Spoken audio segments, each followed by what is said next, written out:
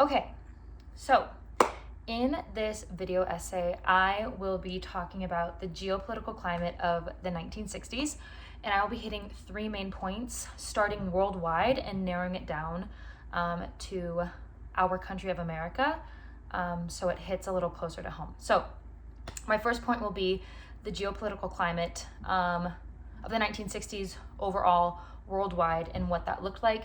My second point being political climate in America versus Spain in the 1960s, not versus Spain, America and Spain in the 1960s. And my third point being the political climate in America as a whole in the 1960s. So to begin, the geopolitical climate in the 1960s worldwide. So this time was characterized by the Cold War, which was the rivalry versus the US the rivalry between the US and the USSR. And it lasted from 1945 to 1991, but it was at its height in October of 1962 during the Cuban Missile Crisis. And the Cuban Missile Crisis was 13 days of confrontation between the US and the Soviet Union. And the reason why that happened was because the US discovered Soviet nuclear missile deployments in Cuba, only 90 miles from US soil. So that wasn't good. Second point in regard to that first point, Apollo 11 landed on the moon in 1969, or so they say. So the US and the USSR was already having issues because of the Cold War, and when the US landed on the moon, although it did not make it so the rivalry between the Soviet Union and America dissipated, it did bring an end to the space race. So that's a good thing. And then lastly, a big point about the geopolitical climate in the 1960s was the Vietnam War. So why did we have the Vietnam War? The Vietnam War was begun over the fear of communism spreading from North Vietnam to South Vietnam. Why did America get involved? America got involved because America was afraid that if communism were to spread to South Vietnam, neighboring countries would get involved, and that would threaten global US security. We still see ramifications of the Vietnam War today. Over 3 million lives were lost during that war, but the ramifications that we see today are the fact that we still have veterans who are homeless and suffer from PTSD and addiction, which is so unfortunate. Okay, point number 2. The political climate in America and Spain.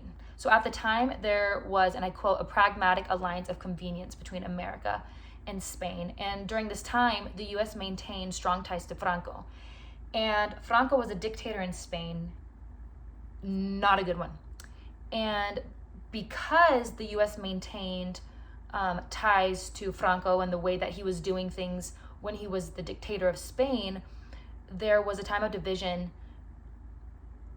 I guess better to say there was anti-Americanism in the country of Spain because America's government supported what Franco was doing, and and backed his dictatorship. And in addition to that, to this day, elders in Spain do not discuss the dictatorship of Franco lightly. And although the 12-year-old boys of Spain, some being my students, may make jokes of loyalty to him, they did not live under his rule. And so they don't understand or respect kind of the havoc that they left on his country that their grandparents did experience. And my third point, climate in the US in the 1960s, just the US. So the political climate in the US in the 1960s really was characterized by the Civil Rights Movement, and this was a very pivotal time in America's history. Positively because of the Civil Rights movement, negatively because of the way that the culture changed and the effects that it had on people's lives. So in the 1960s, that was a time of dismantling segregation in schools, churches, restaurants, you name it, wherever there was. In the Deep South, more segregation, but the 1960s, because of the civil rights movement, focused on dismantling that segregation. And because of the division in beliefs in our country at that time, the unrest, political unrest, there were assassinations. John F. Kennedy was assassinated in 1963. Martin Luther King Jr. was assassinated in 1968 because of the political unrest and division of thoughts. And another thing to add to the political climate of just the US in the 1960s was that the countercultural movement began where the youth began rejecting traditionalism, and they embraced the sexual revolution and New Age beliefs. So that was represented in like Woodstock and rock and roll, which became really popular during that time through the Beatles. And in search of freedom, many put themselves in bondage. What they thought was going to make them free, make them feel free, put them in bondage. So it was a hurting world, still is a hurting world, but was a hurting world in the 1960s, but was not a world where God was not present.